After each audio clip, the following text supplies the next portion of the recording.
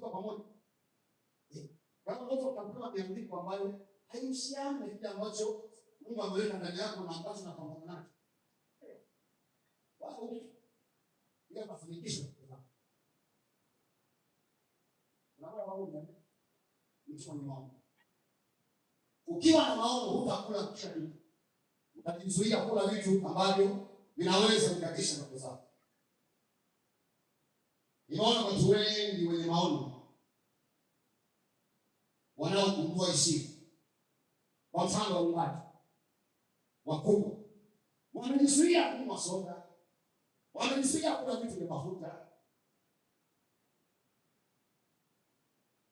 Sio kwamba soda sio tamu, lakini ana maono ya kuwa mwimbaji mkubwa. Sasa anajua nikinywa soda nikali tunafuta na sukari nitaharibu sauti yangu, na hii sauti ndio inanipeleka kwenye ndoto zangu. Bwana Yesu asifiwe.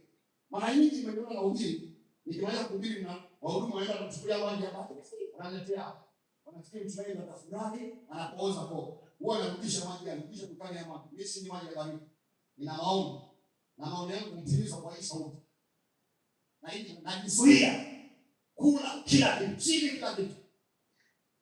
Bwana asifiwe sana.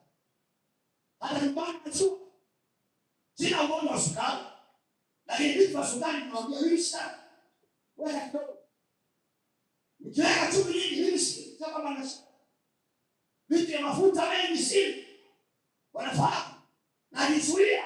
Haleluya. Kwa sababu naomba na haya maono yanahitaji afya yangu, yanahitaji sauti yangu. Kwa hiyo siwezi kula kila kitu. Ndio ni mnaoongea kila kitu. Ndio mfano na kuongea kila kitu. Hapo mfano ndio kwa ndio haleluya, asante. Nimepangwa hivi. Ndio kusanya na kubeba kupeleka wapi? Uchomoa hapo. Sasa hivi majaribu hayapo. Sasa ukijizuia uweze kupitia mapito. Unielewe vizuri. Jamani haleluya. Unaona kujizuia lakini Mungu anaruhusu mapito hata magonjwa hata nini. Yaje sio kwa sababu ya usemi wangu. Yaje kwa sababu Mungu ameruhusu kwa sababu zake. Unaelewa kwa hiyo sio kaumba unasema watafikiri sijajizuia. Yale kwa uwezo kujizuia kwani jizuie. Mungu akikuruhusu pito likupitie. Hata kama umejizuia mimi nitakupitia tu. Lakini Mungu ataweka mlango wa kutoka. Sikia amina. Sikia amina tena. Amina tena ya nguvu. Amina ya nguvu tena. Una maono ya kumtumikia Mungu. Utajizuia pia kula mara kwa mara, kula usema kula. Utakuwa mtu wa mifungo ya mara kwa mara. Utafuta upako wa nguvu za Mungu. Mwenye maono hujizuia. Kuku akiwa anawatamia, kama wale kuna kuku wa kijiji anatamia mayai. Wakati wa kutaka kuku sio mkali sana. Wakati anatamia yale mayai kama mtu anayetumia maono. Ana maono ya kupata kifaranga. Sasa kuku akiwa anatamia mayai kwa sababu ana maono ya kupata kifaranga, unaweza ukatupa chakula mbele yake na asili. Kama unaona kama uelewe, nenda kafuatilia. Kama mtafuta kuku hasa wa kienyeji, amesikia stage ya kuwatalia mayai, na kwa kawaida kitaalamu akiachia yakipata baridi hayawezi kunanifanya kutotoa. Unaelewa? Anapoyatamia kupata joto ndio yanatotoa vizuri. Kwa hiyo akiondoka akiacha yanatoka baridi. Sasa wewe kuku wakati anatamia mayai yakipata joto vizuri na yanakaribia kupasuka kwa vifaranga, nenda kumshia chakula chochote pamoja na ulazo huko wa kienyeji. Mrushie chakula chochote mbele yake, atakayeangalia hivi haondoki kwenye mayai. Mwambie mtaka mbeba maono, mwatamia maono.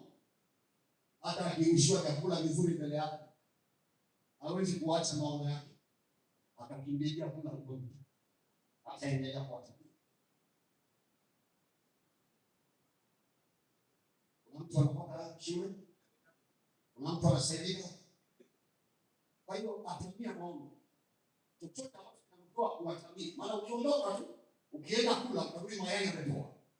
Kwa hiyo mtaka kwa njia ya tabia utamcheka kwamba ameshika njaa. Lakini ikifika jioni amefaranga 15, wewe ulikuwa na mayai 15, unapata kifaranga kimoja. Vingine yote na yanadonda. Kisa umekimbilia hizi mayai. Tabia mambo yao. Wanakuja kukwambia tumeanza kusosi limanishite na wataelezea muda wa msosi, muda wa jioni wanaopita mchana. Waambie nenda kaleni chakula chote cha limanishite kikusanya na hoteli zote nje. Mimi si naenda kanisani kuwatabia mambo yao.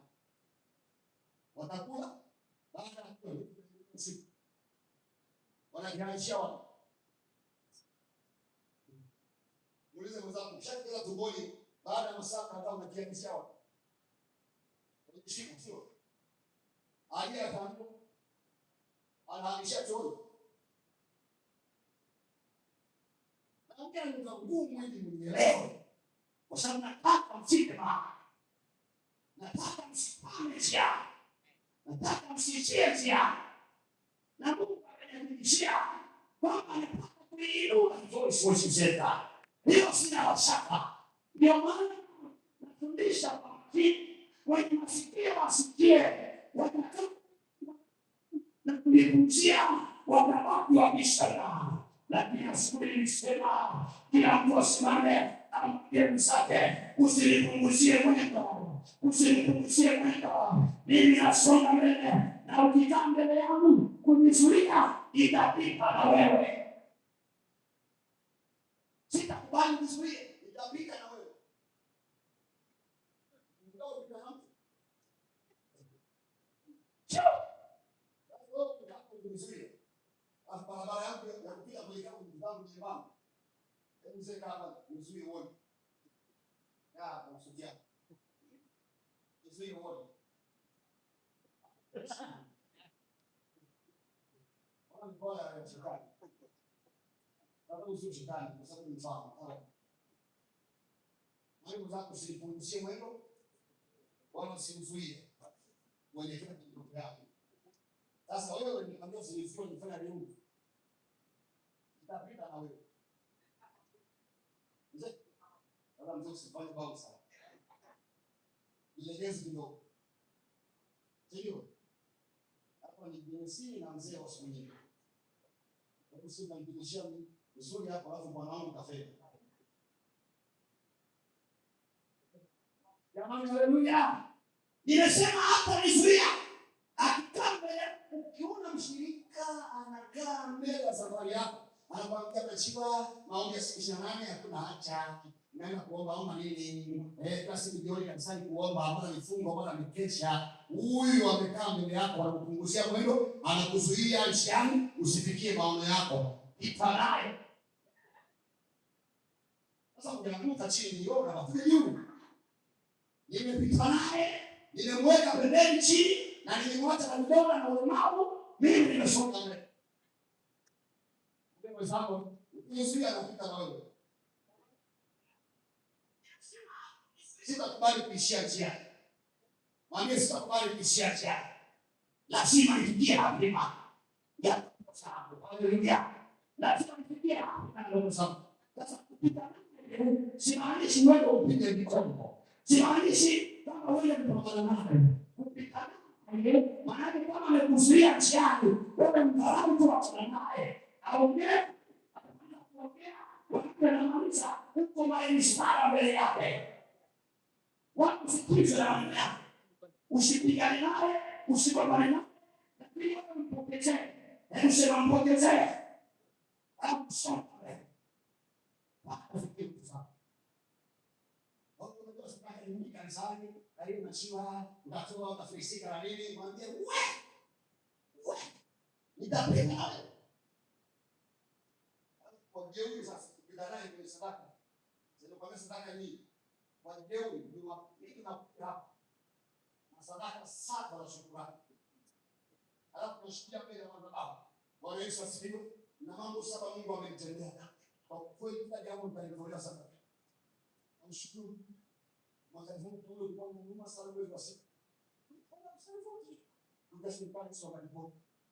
Na basi shilingi milioni ya kumi.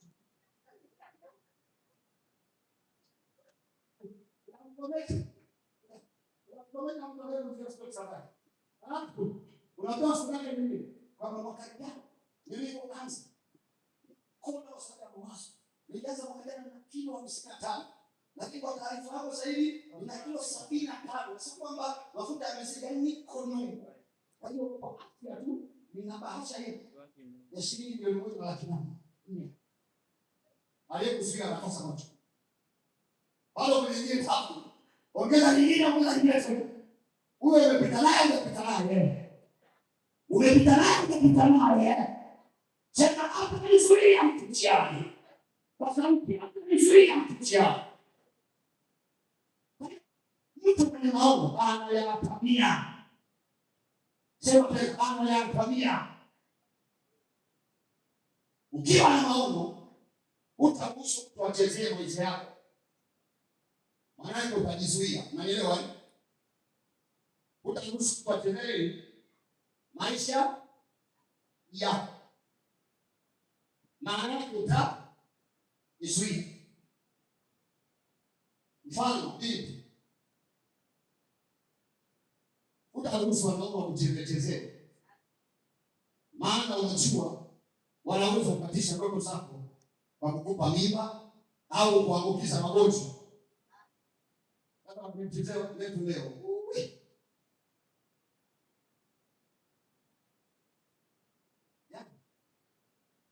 Chakuliwa.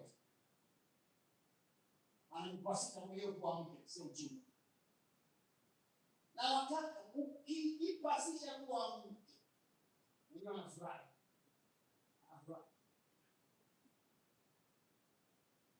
Ndio sivini hapa unalefa. Au wewe kama ndio kwa. Wakao tunafunga ndoa ya sivini.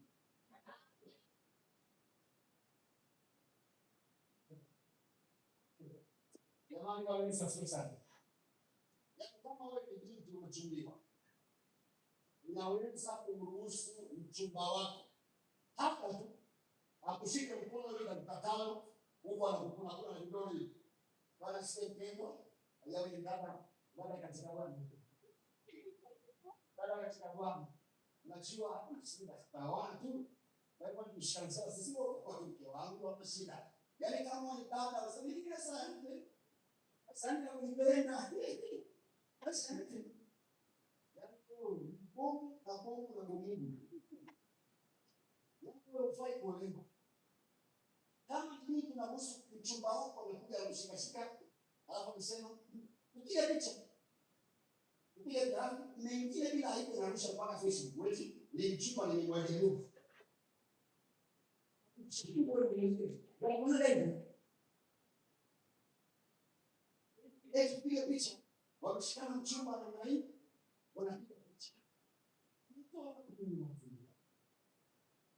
Yote ni dalili ya masichana na makaka yasio na nini? Maono. Mwenye maono kuzuia. Mwenye maono hawezi kukubali mwili wako uchezee. Mwenye maono hawezi kukubali kuamshwa nini? Hisia za mapenzi kabla ya wakati. Huyo mtu anavishe, ana maono. Unaelewa? Binti umechumbiwa. Kaka njoo unajua 29 tumejifunza kama cha matendo ya mtume. Sasa kusoma peke yako ni vipi na cha uvivu. Binti njoo tusipe maono. Nasema asante. Bila nini?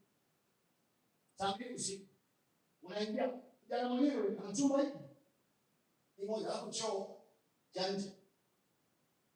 Naingia hapo na kochi moja. Limebana. Hapo kuna na kochi na kitanda ni makapu ndani. Alafu wanikwala wasema tuombe.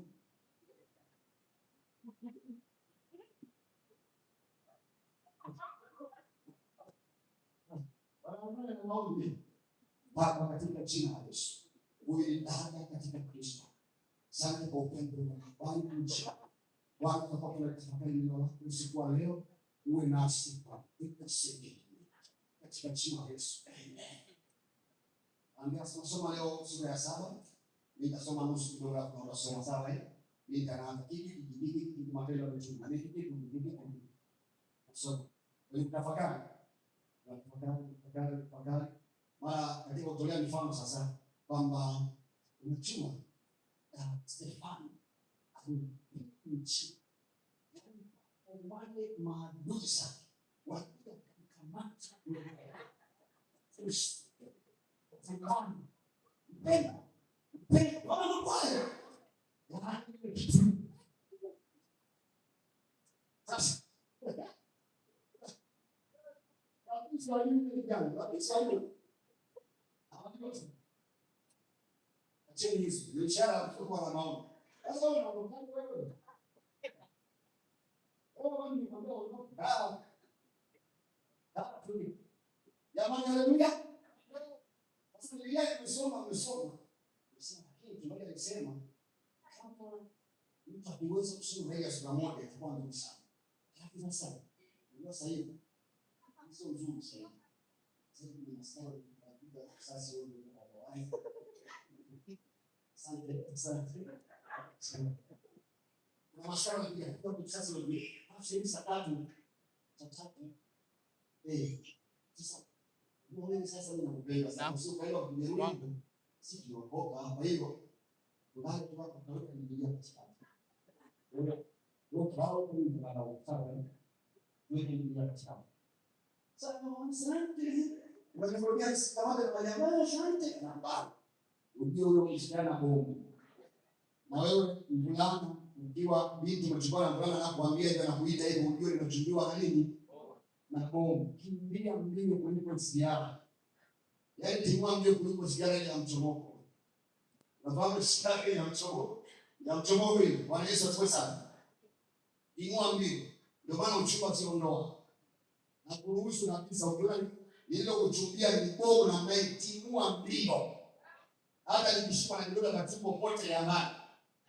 Ameniacha. Na kidogo na tumbo nikauliza, nini nilifanya amwache? Sasa mchungaji aliniambia niende kwake, alafu akanishikilia, ingawa pia ujienda nitakushughulikia. Lakini yule alikuwa na tumbo nikamwambia, nenda zako. Ulikuwa unamhitaji kitu chache nyumbani kwako. Sasa mambo yanaenda kidogo mdogo. Biblia katika usingizi. Usiku na usingizi kanakuja mkishtuka. Ghafla Biblia unahama kambuka amepanda. Hapo ile kwa mto haiko katikati imesogea. Ghafla sasa kile hapo amekuwa ndio mto sasa. Hapo ndio mto sasa hivi kwa sababu ndio hapo. Ndio yangu kama ipolisi vizuri. Sasa ile test line na mambo kuongoza na kupa mimba ya kwanza, ya pili, ya tatu, ya nne. Unajua Nijibu sio na maono. Ndio kama nitakwambia ishara ya kujua mke ambaye ni mpogo, mume ambaye ni mpogo, ni yule asiyeweza kujizuia. Bwana Yesu asifiwe. Tunahitaji wadada ambao wanaweza kusema hapana kwa kazi kubwa na macho makavu. Tunahitaji watu ambao wanasema hautagusa na kugusa mpaka mwaini waseme sasa yule na mke. Wanaweza kujizuia na kugusa. Hapo watafika mahali. Nasema watafika mahali. Amina. Bwana Yesu asifiwe. Cheki mtu mwenye maono anaweza kujizuia.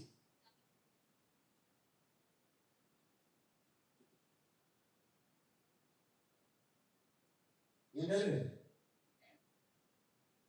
Sababu mengi sio kama cha yamaliza leo.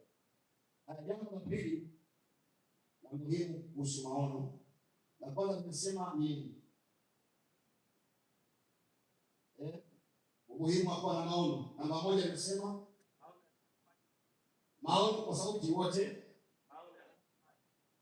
Maono yanakufanya ujizuie. Wewe kufanya kila kitu. Namba mbili, maono yatakufanya uwe na shabaha. Maono yatakufanya uwe na shabaha. unakuwa na target ya pale ambapo unapalenga. Huwezi kurusha mchanga ovyo, napoteza nguvu zako. Kwa hiyo mtu mwenye maono unajua unakolenga, unajua unakoenda. Hata ukisikia migurumo ya pembeni, hutageuza mshale wako kulenga hao wa pembeni, wanangu urumanguru. Unajua mimi pia niko hivi, anapenda kupoteza mwelekeo kwa kufanya hivyo wakati mwingine. Sikiliza vizuri na muhimu. Wakati unataka kufocus kwenye maono yako, Ibilisi analeta watu pembeni wenye migurumo mingi. Sasa wakati unashika mshale wako kulenga kwenye shabaha yako, yakana kuelekea ili upate ushindi, zile kelele za nje unajikuta umeanza kulenga huko na kutaka kwenda, umegeuka umeanza kushambulia wanaopiga kelele pembeni yako. Bwana Yesu asifiwe. Sasa kuna wakati mwingine wa kuacha waseme wasemavyo, lakini wewe unalenga shabaha. Hebu sema shabaha ya ndoto zako. Pale mtu wa maono anapaswa awe pia mtu mzima ambaye hawezi kubadilisha direction ya mambo yake kwa sababu ya kelele za watu. Kama mtu ananielewa vizuri. Maana kelele nyingi, si ndio? Kelele ziko nyingi sana. Tapigwa kelele nyingi sana. Na wengi wao wananyuma, wanaacha, wanasikia kelele za watu wanaanza kugeukia kule na kushambulia yale yanayozungumzwa kwenye kelele zile. Wanapoteza focus ya kwenda na kwenda. Lakini mtu mwenye maono na kuambia atalenga pale pale kwenye shabaha. Kama una maono ni rahisi sana kurudishwa na kelele za watu wa pembeni na wa nyuma yako wanaotaka ugeuke nyuma, watapiga kelele ugeuke nyuma ili usifikie maono yako. Ni rahisi sana kujikuta unaiga wengine na unataka uwe kama wao au utende kama wao, ila maono yatakupa shabaha. Unasema shabaha, utalenga maono yako. Hata ukishindwa mara kadhaa kupapatia, lakini bado hutaondoka kwenye shabaha yako, utaendelea kulenga tu hapo hapo mpaka ufanikiwe. Hebu sema shabaha. Wangapi wamewahi kusoma historia ya rais mmoja wa Marekani anaitwa Abraham Lincoln? Mwenye kusoma historia yake. Huyu jamaa alikuwa rais mwaka 1861 mpaka 1865. Yeye alikuwa na maono ya kuwa rais muda mrefu kabla. Kwa hiyo safari yake ilikuwa kuingia Ikulu. Na mishale yake yote alikuwa analenga kuingia Ikulu. Mambo yote alikuwa anafanya, alifanya mpeleleze mazingira kuingia Ikulu. Alikuwa rais kwake, ila aling'ang'ania kulenga hapo. Kulikuwa na kushindwa kwingi sana na kelele za nje nyingi sana, lakini hakuhamisha mshale wake. Anaendelea kulenga shabaha ya kuwa rais wa Marekani. Huyu jamaa aliwahi kugombea useneta akashindwa. Msikilize.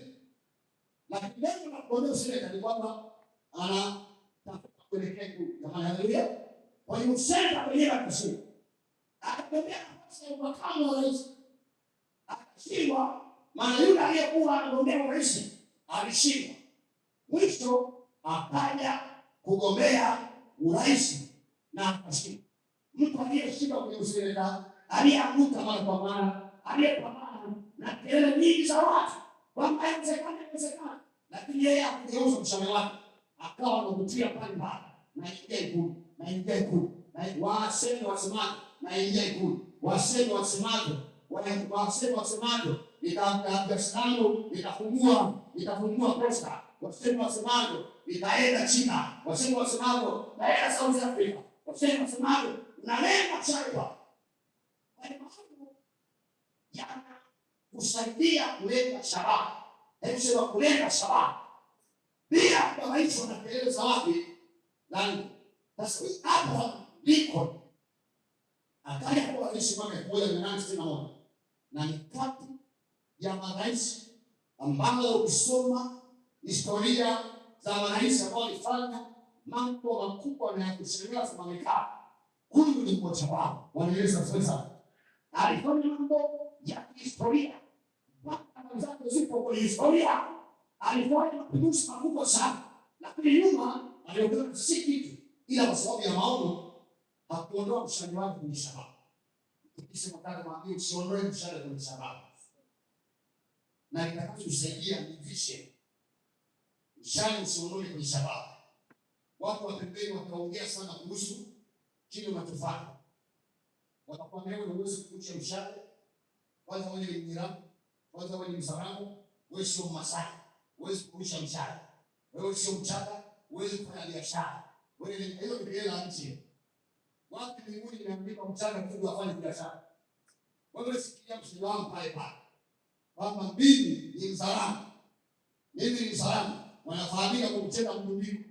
Lakini nimekataa mdundiko, nitafanya biashara kuliko Wachaga, kuliko Wakika. Waongee wewe ndio mshale wako pale pale.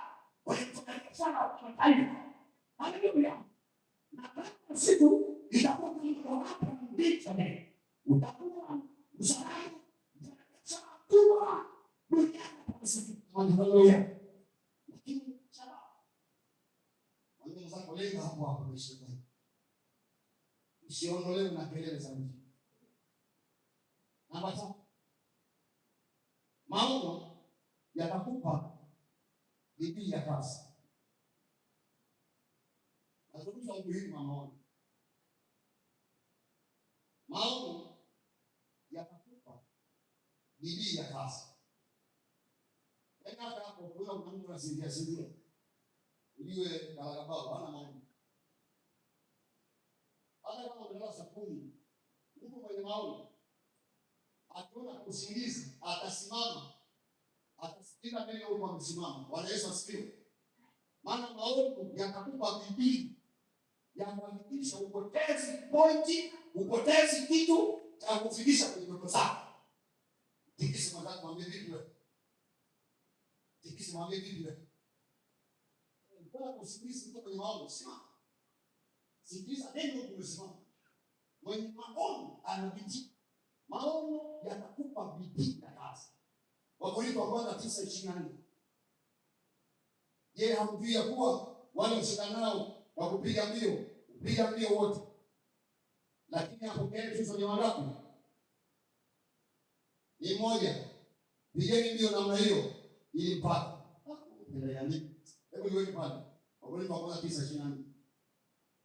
Hebu tusimame hapo tusome kwa pamoja. Hebu sikia kumbuka. Na kushukuru. Kama mama Sai wale kumwapeleka porini kule wanaitwa wale nani?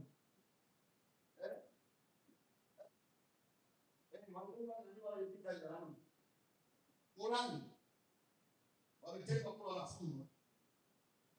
Ingine kina mama wanachukua wasichana kwenye kitchen party na kuingia ndani na wafunzi. Na ile wao wanafundisha na mafunzo. Ili muwe na mambo makubwa. Ili muwe watu wa kumiliki vitu vikubwa. Nitawafunda kwa mbinu zote. Kwa kuchoka, yani sitawahurumia. Mkichoka nitawasimamisha. Mkisimama mkichoka, nitawaingiza kwenye maombi. Leo nitawafunda. Hakuna kubali kuacha kuweka watu nyuma. Ni mwaka wetu wa kufanya mambo makubwa. Sisi ndio wale wanapendea kutisha mikubwa. Na sisi ndio wale kutisha mikubwa. Ni mzalia hii tuwezi. Na pia kwa gharama kukaa kwenye kiti. Dodoma hapo. Nikao Elisa ameona kitu kile. Hapo ndio anaona kidogo sana hapa. Dodoma naenda kwenye kikao Jumatatu. Nakumbuka askofu sasa hivi alikuja kutoka kwa changamoto yake. Ungemkuta akiwa mzima. Mimi nimekaa vikao hivi. Unaingia kikao asubuhi saa 11 unaanza. Unakaa kwenye kitu unageukia upande huu. Unageukia upande huu. Unakalia mgongo. Unakaa upande huu. Unainamia hivi, unainuka. Mzee anajenga kanisa. Mzee anaanzia maono ya nchi. Jamani tunajua. Hainuki kitu. Hainuki. Unakaa pande zote. Na kwa nini nipatikana? Bali kutaka kama nilikuwa katika kidogo naomba nikachoma kidogo maswali ya kila mkurugenzi ataje. Na hivi ndio mkurugenzi. Nichoka tu. Kama wote tunakuwa. Alafu kizuri sikuzema kitu zaidi. Tumefanya kongamano la uinjilisti. Ilikuwa kongamano la ajabu. Ndio ndio ndio. Kama hivi. Na makamu mkuu ndiye aliyekuwa mwendaji mkuu. Siku ya kwanza kabisa ya kongamano la baraza la utendaji mdogo wa Yusi, makamu askofu akasimama akasema, jamani, nimekuwa kiongozi miaka mingi, nimehudumu kwenye makongamano mengi ya idara mbalimbali, sijawahi kuona kongamano lenye nidhamu kama kongamano la wainjilisti la Yusi. Nasema walikuwa wanafanya elimu. Nikija hapa kule nje kunakuwa na wauzabuo. Tumezoea kuna kongamano ukiingia mkutano watu wako na makongamano kwanza na Mungu. Anasema hivi kwa kuta wanaweza kuwa wamekaa kwa huzuni hawana mteja. Anasema tunaingia ndani ya ukumbi, ukipita nje ya ukumbi ni kama hamna mtu. Ukisogea kwenye ukumbi ndio utamsikia labda mwalimu ndio anafundisha. Jamani haleluya. Wametulia. Kitabu ya tu. Hiyo ni siku ya kwanza. Sasa katika kwa kuongeza ukizongea. Sasa mawali nilikuwa nimekaa katika mbele. Siku 7. Na siku 7 ndio siku za mbili usiku. Hiyo ni kwa huruma. Askofu angekuwa kipindi chake kinaondoka saa 4 usiku. Vile viti wakabuka. Nilikaa mikao yote. Ndio swali sasa. Unakaa hivi. Unasoma ripoti. Sio na yote.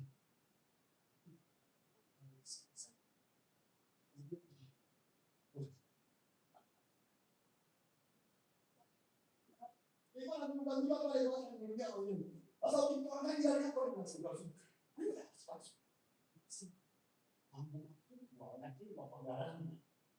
Sasa hivi naendelea kuhuduma hapa kwa hudumia, eti nikatishe kongamano naongea muondoke sasa hivi. Hauna kitu. Wanapenda zao kusema mandege ukageuka tu kwenye kiti.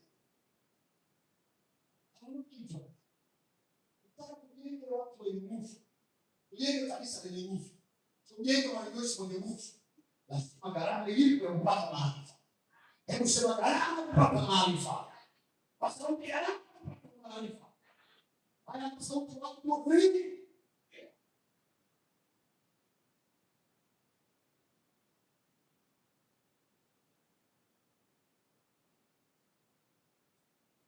Ndiye tena kama watu waliokusudiwa muujiza mikubwa. 1 2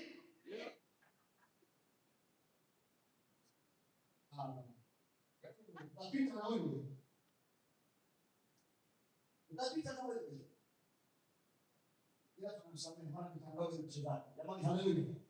Bwana Yesu asifiwe. Haya wote kama mmoja kumtukuza Baba Mungu. Hapo jana wanafanya kazi kubwa sana ambayo hawajaenda chuo lakini watu wenye maono wanaonyesha bidii mpaka wanafanyia vitu vya ajabu sana. Tena watu usikilize.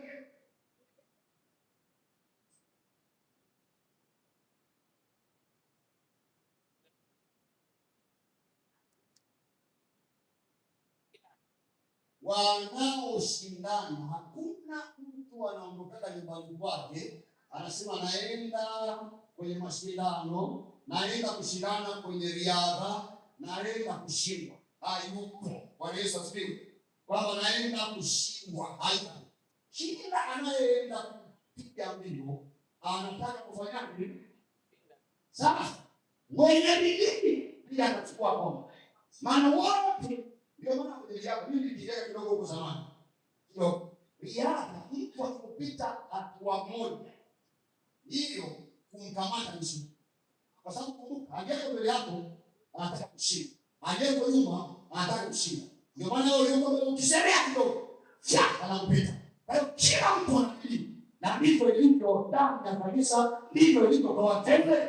Unapiga mbio wengi, lakini ashindaye ndio atakayefanya kwa bidii. Hebu sema kwa bidii. Sema tena kwa bidii. Kwa hiyo maono ndiyo yatakufanya. Hebu sema maono ndiyo yatakufanya uwe na bidii katika utendaji wako. Angalia wanaoshindana. Wakati wa unachapa usikivu pale Samia, yeye anaamka saa 9. Anafanya mazoezi. Ya kukimbia pale talenta na huko. Wewe unamtu uzoke ile talenta na huko. Siku akienda kushindana ule simu hapo Uingereza swaka anachukua kombe. Wewe unafikiri muujiza, wengine wanasema ni uchawi, lakini alikuwa na maono ya kupata ushindi. Akafanya bidii, kusema bidii. Sema tena bidii. Sema kwa sauti bidii. Pale lolote unataka uwe katika hilo, ama ulifanya, weka bidii katika hilo. Kama ni biashara, amka mapema. Narudia tena, amka mapema. Amka kuchakalika. Wenzako wenye maono saa 4 wameshaingiza faida. Wewe ndio kwanza unaingia ofisini. Watu wapendwa, wewe ndio wanataka hizi. Mwenye maono. Mwenye maono. Haleluya. Kama anakuta mtani, ninakumbuka huko nyuma, kabla sijawa mchungaji. Nilikuwa na maono kwa kufanya biashara kubwa. Na nimeokoka, ndugu zangu wamekataa kunisuluhisha, wamekataa kunisaidia. Nikasema nitapambana pamoja na uinjilisti wangu. Nilikuwa nahubiri kuna nikasema nitapambana utafuta hela mpaka hiyo tuna biashara kubwa. Nilianza na kubeba mchanga wa kwenye mto kule Msipito, hapo ndio kesho unachangamka kule. Naenda kwenye mito na kuchota mchanga. Na beba na tafuta kwenye masaidi na wauliza wanataka mchanga na wabebea na wahusia bebe moja. Nimebeba sana mchanga kwenye mito. Kama mzee mchungaji harusi kubwa, harusi jamani, mbele wa mtumishi wa Mungu. Jamani, haleluya. Nikapata kampani. Nikapata genge. Musa yangu wa mbele. Yeye atakuwa katana. Yeye atakuwa katana. Maana mbele mchanga naweza. Anapata na hiyo mambo za watu baadaye. Anapata pale. Yeye anaamua kuuza nguo. Sasa yeye alikuwa yuko vizuri kwenye nguo, ilikuwa simwezi. Alikuwa anauza nguo za kike. Anaenda kununua kwa jumla chuka kule, alafu anatembeza mtaa. Anauza, anatembeza anauza. Gauni. Gauni kwa sababu kwa Ingereza sasa hapo kichanganya vitu. Gauni. Sketi nzuri, bei rahisi. Sasa yeye alikuwa ni mtu alikuwa nini? Alikuwa na basket. Ana basket. Alafu anatembea. Gauni. Wanakuja watu kuona, wanaingia mama njoo uone, wanapenda basket. Mama njoo uone. Mama alipenda kunasa na sketi alikuwa nayo. Wanaomba anapitia. Leo kuna vijana ambao wamekaa kanisani, kazi yao ni kuomba, kazi yao ni kuapisha watu ambao wamesikia kwamba wanapitia mshahara mzuri, kazi yao ni kuapisha ambao wameona wana biashara kubwa, kazi yao ni kwenda kuomba. Sikiliza nikwambie, ninasema hivi, sikatai kwenda kuomba, lakini nimesema ukienda kuomba usiombe samaki, omba. Unakuwa malaimu. Hebu sema malaimu. Unaenda kuvua samaki mwenyewe. Sio klasikisa ile. Mpenda. Sio weka katika mama. Sio mpenda kuituma ya bibi. Wakauza leo. Mungu na mikono na miguu. Ndakuona kwamba waongeleni. Ndani saa hii mimi ningekuwa sikaingia kwenye uchungaji na ile speed, hata kama nisingekuwa sina shule ya kutosha, ningekuwa mfanyabiashara mkubwa sana leo. Kwa sababu Dar es Salaam unaweza ukauza chochote kilicho halali na kikauzika. Tatizo tunataka ustaarabu. Nataka mabinti wakikuona, wakuone umevaa kama mfanyakazi wa benki. Wakuone ustaarabu. Ndio shida yenu. Ndio tatizo. Na watu nafanya kazi fulani hamna lolote. Unaangalia pale nyumba za kaka zenu, kumbe si ya kwako, ni ya kaka. Acha nitapeli. Nasema tena acha nitapeli. Haleluya. Bwana asifiwe. Na mimi nawaambia kwa vijana wa kike na wa kiume, taarifa. Bwana asifiwe. Usichague kwanza, maana kazi ni haramu. Fanya. Kama unataka mchango, penda mchango. Kama unataka mtumba, una bidii yako moja mbili. Usa, kwani utatafuta. Siye. Mimi kama nauza mtumba, kwa mwezi naingiza $1.5 na mtu anaajiriwa anakuwa $500. Nikaona hivi kuuza mtumba ndio nikaona ndio nao. Halo. Upo? Naelewa. Nasema kwa. Kwa.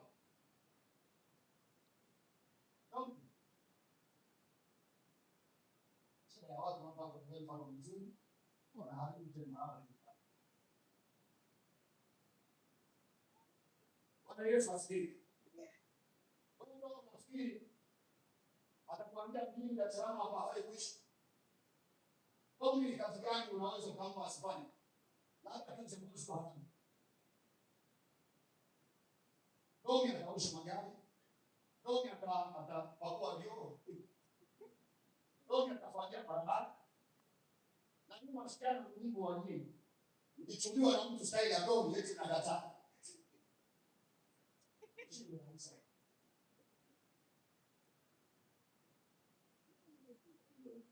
Watakuwa mtu mmoja alizoweka hapo alifanya kazi tunavaa vizuri.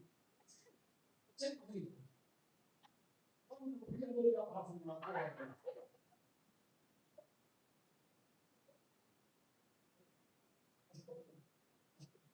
Jamani wewe sasikie. Pigia makofi hapo. Mungu analinda hapo. Sivyo? Ingilisha hapa analinda usiku. Asubuhi utamkuta anafanya kikao. Anaosha mgani? Anabeba mchana. Anafanya. Kuna mtu hapa amekaa anasubiri ajiri. Alafu ajiri anasema hamna kazi. Serikali hamna kazi. Anataka tafuta analipwa $600,000 kwa mwezi. Ndio anaangaika nao katika mwaka mwingine. Watafuta ajira ya kisika. Na wakati wa kisika kweli na kiamua anajipata kwa nusu wiki. Kwa ilikuwa hizo. Alafu anaduka. Mwezi kwa sababu wewe salamu na duka. Na inaenda. Na mtu wake kufika sana. Ndio nilipaka sana neno. Anatenda waje hapo ndio msimu wa nini? Kule. Si. Kwa mtu kujalia huyo. Ni kwa Mungu niomba ole wewe na Mungu.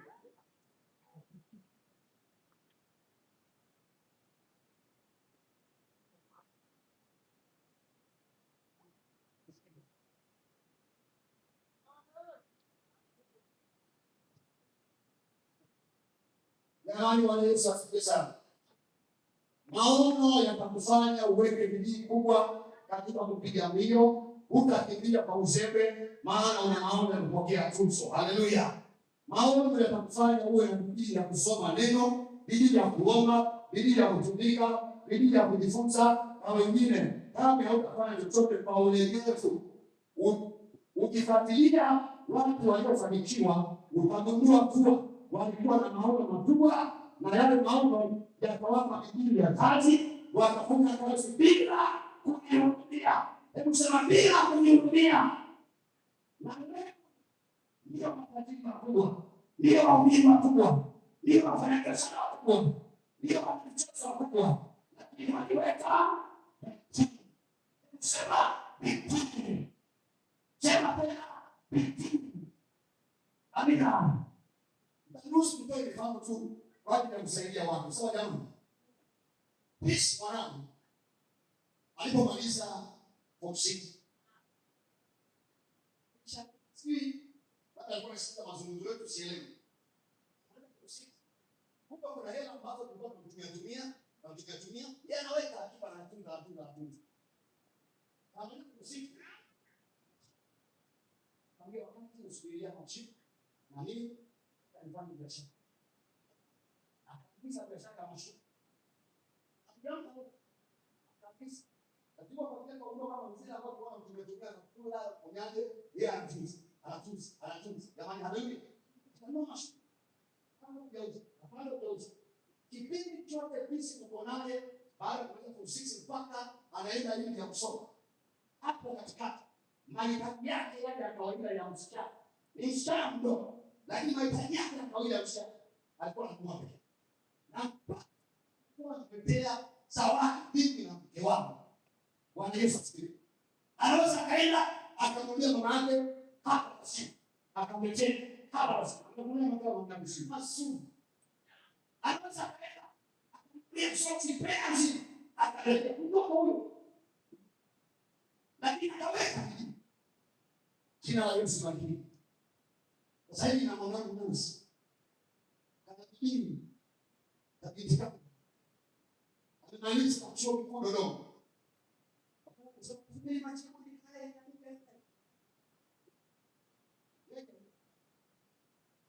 Tukampatia ndoa, akasema ndoa sio samaki. Tukampa ndoa. Nilisha biashara yake ya kuuza, anauza juice ya kuku ya maana. Juice ambayo ingenunua shilingi 3,000, yeye atakushia 1,000. Na anaenda kusema kwa mama yake, anauza juice kwa walimu.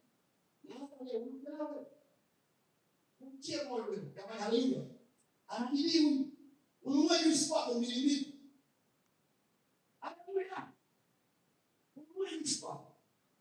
Jina la Yesu bariki. Na baadaye kauza. Alikuwa niambie maisha Mungu chini. Jana ambacho wawili. Na ndugu zangu kama mtawazi kama mtumaji huyu ni katili ni wazeni hivyo. Mimi siondoi mshahara wangu kwenye focus. Bwana Yesu asifiwe. Nataka nikusaidie wahuni, waache uhuni ndani ya kanisa. Unanielewa sasa? Waache nini? Uhuni ndani ya kanisa. Unaipa sadaka ya watu hamna hela. Sio kama hela ndipo ubivu. Kufanya kazi. Ndio nafanya kazi. Ile kuna kusema Yesu ni samehe.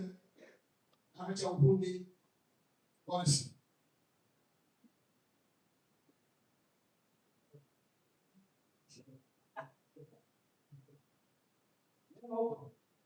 Ndio kwa mama. Hebu tukae. Ndio ni mmoja hapo. Unaanza kuelewa. Kwa hiyo mapigano anasema sipati kwa ushirika maskini hapa. Unaanza kuelewa lakini namaanisha hivyo hivyo na sibadilishi namaanisha hivyo hivyo.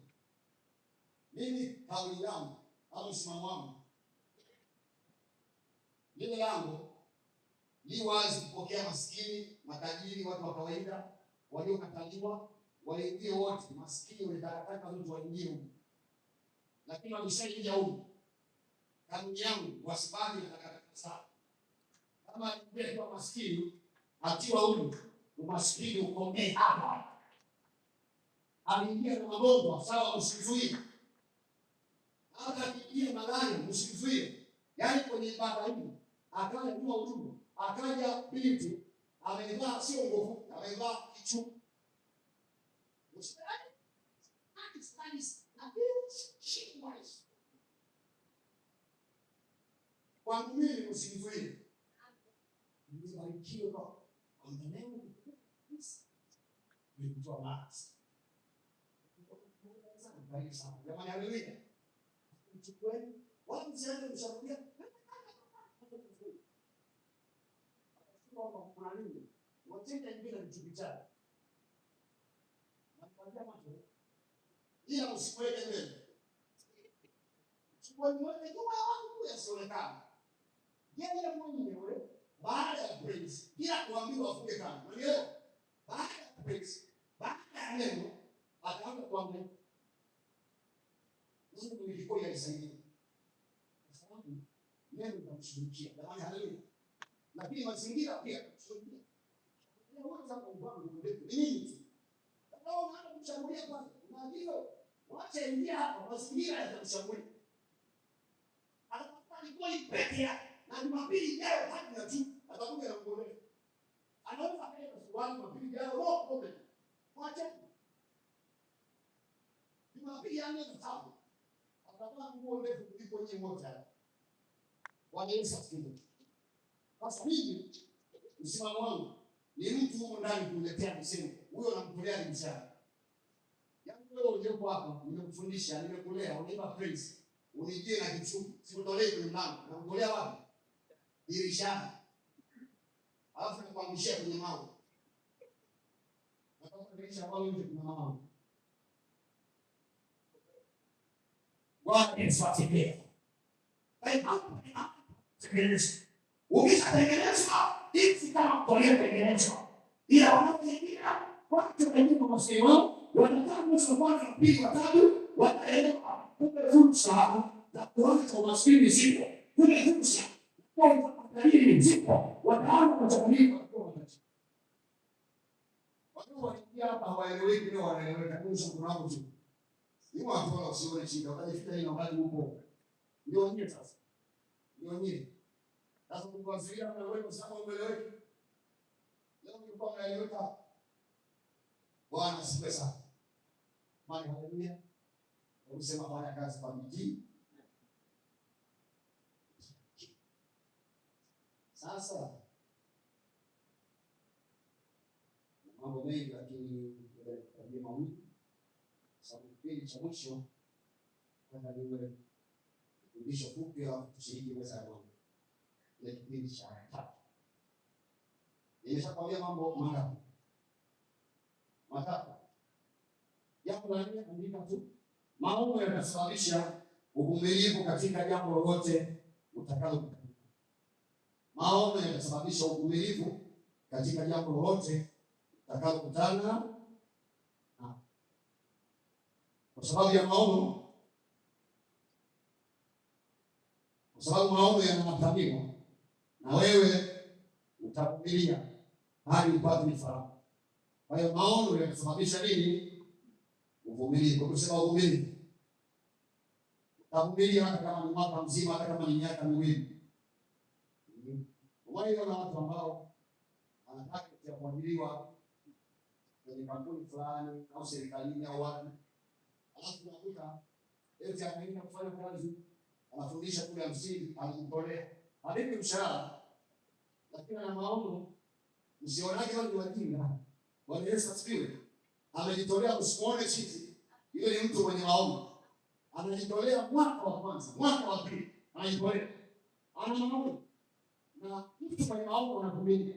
Wanamcheka unafanya kazi au upewe mshahara. Unafanya kazi au upewe mshahara. Atavumilia mwaka wa kwanza, wa pili, wa tatu. Watu wa tatu. Unakuta serikali inamuona kama ni mchapa kazi nzuri. Na kwa sababu ana maono, hata kufanya kwa uvivu, alisema mimi silipo mshahara nachelewa kazini, silipo mshahara nafanya kwa uzembe. Pamoja na kwamba halipo mshahara kwa sababu ana maono. Atawahi mapema, atakuwa kamili, atavumilia, atamwacha na miaka. Siku ataonekana. Anaweka pena sasa. Kuliko hata walipoandika mshahara wa mwanzo. Sina neno sawa ni watu. Bwana asifiwe. Jamani, Bwana Yesu asifiwe. Bwana Yesu asifiwe. Ndio maana ninaambia vijana, kazi zimejaa, anataka atakapojitolea. Una kazi. Mwangalia usio. Ndio sio unaendesha biashara. Mimi sasa nilipo. Najitolea tu nije nifanye biashara na wewe upate experience, lakini pia nipate angalau ninapokaa pale angalau nipate nini. Sasa usiwe unaingia pale una maono. Anataka kushia. Watafanya mwezi wa kwanza, mwezi wa pili, mwezi wa tatu. Ushaona. Mimi kama niko mwaminifu sana na pia asubuhi nilikuwa niliowaajiri. Naona mauzo vizuri, anaongea na wateja vizuri. Mwezi wa tatu. Wasema Mungu hapana, huyu bwana ni mweke moja kama moja. Unashangaa. Washamweka haleluya. Lakini anaanza na uvumilivu. Yaani maono yanakupa uvumilivu. Hebu sema uvumilivu. Sasa watu wana haraka ya maisha yao. Akienda kufanya kazi mara moja tu mwezi wa kwanza mshahara unachelewa. Anasusa. Kazi yake inaendelea kwa tarehe mbili. Ameleta mshahara, hayaondoka, unaondoka. Mwenye maono huyu. Sema tena. Mtu tunamsaidia hapo. Mtu tunamsaidia. Wakati unatamani wanaweza kupika watu wakakupiga mawe kama kuponea kumia, wakakutukana, wakakusema ibada, wakakusingizia, wakakukatisha tamaa, wakakumwagia hata matope, lakini wewe vumilia. Usipoteze muda kupambana nao, ila endelea kuwatamia maono yako. Hata ni sana kutokea. Apania kufanya kutokea. Amen. Napokea kwa mtu ambao unatamani kupitia yeye usikini kwa sababu usianze kutanguliza sana mshahara. Kama nimekuja hapa, nimesaidia utalipa shilingi ngapi? Wewe, hapo ndio. Mimi naomba nafasi nikae chini yako nijifunze. Jamani, haleluya. Nikae chini yako nijifunze. Mimi nakuja tu, nitakaa hapa dukani. Si wote swali na kale wako na angalia wanapoongea mapija na angalia wanapouza na nitume kama kuna rekati kutuma kaniletee maji taenda kaniletee cheti taenda nitume sinaisha niko na nikitoka ofisini kama ofisi iko posta kama sina nauli wala sitamuomba bosi nauli nitatembea kwa mguu posta mpaka unapoona mbali kwa sababu hauna maono. Maono posa mbaya.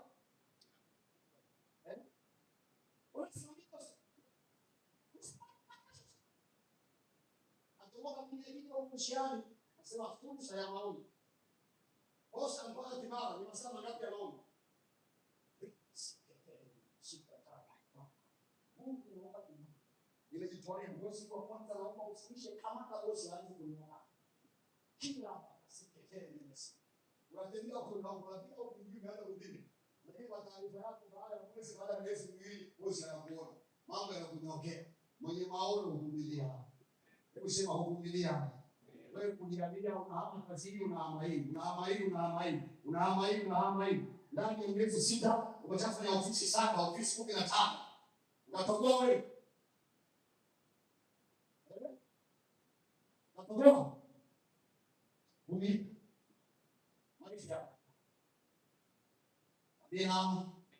Bwana Yesu asifiwe. Asifiwe. Haleluya.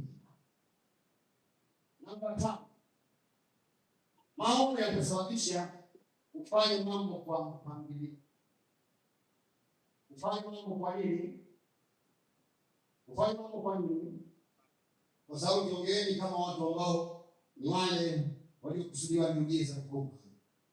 Maono yatasababisha kufanya mambo kwa mpangilio.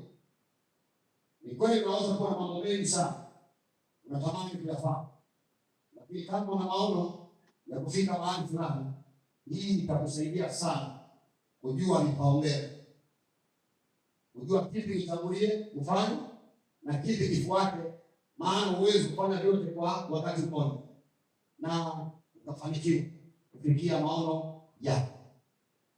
Ila maono tulikuta unapambana kufanya mambo mengi kwa wakati mmoja na matokeo yake yote yanakuwa. Maono yanakusaidia kuwa na mpangilio mzuri, utaanza kufanya vile vitu ambavyo vikisha kamilika vinaweza kubeba vingine navyo vifanikiwe. Utaweka kipaumbele kama msukumo kipaumbele. Kwa mpangilio au kufanya kitu katika kipaumbele. Kwenye maisha kuna mambo ya lazima na kuna mambo ya muhimu. Kwa sababu maono anachagua kwanza yale ya lazima. Bwana Yesu asifiwe sana. Bwana asifiwe sana. Alafu anafuata yale ya muhimu. Haina maana kwamba unaacha sio ya muhimu, ni ya muhimu, lakini anachagua yale ya lazima. Unayapiga kwanza. Lakini yale ya lazima huwa anakuwa na tabia ya kuwezesha mafanikio yale ya muhimu. Yanayofuata Hawezi. Namba ngapi hiyo? Kwa sauti ngapi? Namba 7. Hii ndio 6. Aha. Okay, sawa. F ndio 6. F ndio namba 6. Maono yatakufanya uwe mbunifu. Maono yatakufanya uwe mbunifu. Hata kama unakutana na vikwazo, utabuni mbinu ya kuvishinda hivyo vikwazo. Hata kipindi mara zote utakuwa mtu wa kuanza njia gani itumike ili nifanikiwe katika maono haya, kwa sababu na maono ya kufika ngambo ya pili. Hata kama hapo mbele kuna simba wakali, utabuni tu njia mbadala mpaka uwapite au simba uende ngambo. Maono yatakufanya uwe mbunifu. Mtu asina maono kiona simba wanamruma hapo mbele. Sema, safari yangu imeisha. Ile maono atafanya ubunifu. Atachana hata podi. Atakuja na kinyume na atakatishie dawa mbili, lakini lazima afikie kwenye maono. Maana ni mbunifu. Sawa sawa. Namba 7. Maono yatakupa kukomboa wakati. Kama utaongozwa na matukio, bali maono yatakuongoza. Utapoteza muda kwenye vitu nje ya maono yako. Maono yatakupa kukomboa wakati. Au utaongozwa na matukio. Shida ya Afrika tunaongozwa sana na matukio badala ya kuongozwa na maono. Lakini unaweza ukawa hapo unachimba shimo la choo na malengo yako ni mali leo. Unachimba kufikia roho, ukasikia hali juu barabarani, ukasikia mtangani barabarani, ishikio cha alafu kwa wanakimbia kutoka kwa ndani kuangalia, na wao wanaweka jembe pembeni, unaanza kuchimba shimo, unaongozwa na matukio, unakimbia kuangalia tukio. Sasa mwenye maono haongozwi na matukio, anaongozwa na maono yake, anakomboa wakati. Anasema ngoja waende wakachanganye huo mlipuko, mimi nachimba shimo langu mpaka nikamilishe. Hawezi leo. Hivi nasaidia mtu wako. Kuna mtu anaanza kujiona kwamba yeye sio mtu mdogo. Kuna mtu anaanza kujiona kwamba amekusudiwa makubwa na Mungu. Kwa hiyo usipoyafanya makubwa, acha kulaumu Mungu. Mungu ana shida. Yaani shida ni wewe na mimi. Basi. Mungu ana shida. Mungu alishakuwekea picha ndani yako. Mwingine amekuwekea neno, mwili kadhalika anakuletea. Nikusaidie, maana neno la Mungu ni taa na ni njia na ni mwangaza wa njia hii. Kwa hili neno ndio linakuonyesha njia ya kupita. Atakupa siri ya kupanda kwenye kilele cha mbingu. Kama utapata njia. Ukishindwa ni wewe. Ukishindwa ni wewe. Namba ngapi sasa? 8, maono yatafanya malengo yako yawe wazi. Maana yake utakumbuka, hiyo utakuwa unaelewa ratiba ya siku. Unaelewa ratiba ya siku. Kuna watu wanakuta kama Mungu hawajui nini mtafanya. Usubiri asubuhi ndio kitakachotokea. Lakini maono kusaidia uwe na malengo yako. Malengo yako yawe wazi. Utakumbuka. Ila utakuwa unaelewa ratiba ya siku, ratiba ya wiki, ratiba ya mwezi, ratiba ya mwaka. Hata ratiba ya miaka kadhaa mbele. Hii ni kwa sababu lazima uwe na mpango wa kazi zako. Kwa hiyo utaelewa. Mtu mwenye maono ukimwambia kesho ratiba gani? Ukisikia mtu anakuambia sitaona asubuhi kwamba itakuwa tena. Ukitaka mtu anamwambia nyamaza tu, lakini umeshapata vipi? Mtu mwenye maono wakati analala anajua kabisa asubuhi nikiamka nitaanza na 1, 2, 3 mpaka saa 4 usiku. Nitafanya 1, 2, 3, 4, 5. Jamani, haleluya. Ndio maana mtu mwenye maono mara nyingi sana ukampigia siku za 5 usiku. Ukamwambia kesho tuonane. Na baada ya kesho tunatipa imepanda. Lakini mtu asema maono anampa asubuhi kile kinachokuja mbele yake tunafanya. Utaishia pambana. Namba 9, maono yanakupa uwezo wa kufanya tathmini. Kama una maono, ni vigumu sana kupima matokeo ya bidii yako ya kazi. Ni vigumu sana kujua ni wapi umefanikiwa na ni wapi umeshindwa. Ni vigumu sana kujua nguvu yako na udhaifu wako. Ni vigumu sana kujipanga kwa ajili ya vita ya mbele. Ni vigumu sana kuelewa kuwa silaha uliotumia huko nyuma uibadilishe au uendelee na ile silaha. Tathmini inakusaidia pia kuwa na shukrani mbele za Mungu kwa yale aliyokutendea. Mtu mwenye maono ana uwezo kupata tathmini. Ana uwezo kujua ni silaha aliyotumia kubadilisha naongeza na ila nyingine. Ana uwezo sababu anapisha.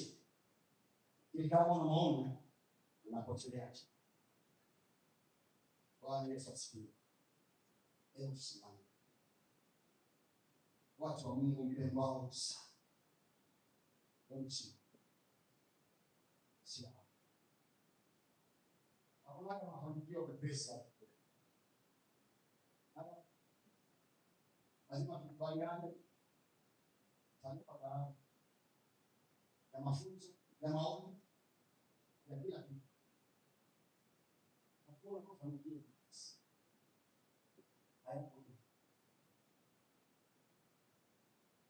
Ni watu wa Mungu wanashukuru. Sema Bwana Yesu. Nimejifunza umuhimu wa asante kwa maarifa ulionipa. Ninaahidi mbele zako nitayatunza, nitayaweka moyoni mwangu na nitayafanya. Unifundishe jambo la kwanza naloonyesha umuhimu wa maono. Kwa maono yakafanya niweze kujizuia kwa vitu vilivyo nje ya maono yangu, hata kama ni mzuri, hata kama ni mzuri. Lakini umenifundisha jambo la pili, kwamba maono yatanipa bidii ya kazi. Lakini jambo la tatu, maono yatanifanya niwe na msamaha, niwe na msamaha, nipe bidii ya kazi, nipe kulenga sababu. Maono yatasababisha uvumilivu. Hata nikipita kwenye nyakati ngumu, hata nikipitia nyakati ngumu, nitajua jangwani sikai. Jangwani ni mahali pa kupita. Nitavumilia. Maono yatasababisha nifanye mambo kwa mpangilio. Nitapangilia mambo yangu. Nitayapangilia. Nitaweka vipaumbele. Maono yatanifanya niwe mbunifu. Hata nikiona Mungu sitakaa chini. Nitafanya ubunifu mpaka nipende kuelekea kwenye maono. Maono yatanifanya nitende mambo kwa ufanisi mkubwa, kwa viwango na ufahamu mkubwa. Yesu nisaidie nisifanye vitu katika viwango vidogo. Nisifanye vitu vitaifu na nisifanye vitu vya viwango. Maono yananipa kukomboa watu. Nisaidie nikomboe wakati. Maono yanafanya malengo yangu yawe wazi. Nisaidie Bwana nione malengo wazi. Maono yananipa uwezo wa kufanya nitaelewa silaha aliyotumia niendelee nayo au nibadilishe ili nifikie malengo yangu. Bwana nisaidie. Hebu omba. Hili vita usichoke wala usikate tamaa wala usiishie njaa. Ombea tena maono haya. Ombea tena hayo malengo yako. Yaombee tena. Haya ni mapambano. Tafuta. Shetani au silaha tatu makali. Shetani hana majeshi mepesi, hana majeshi mepesi.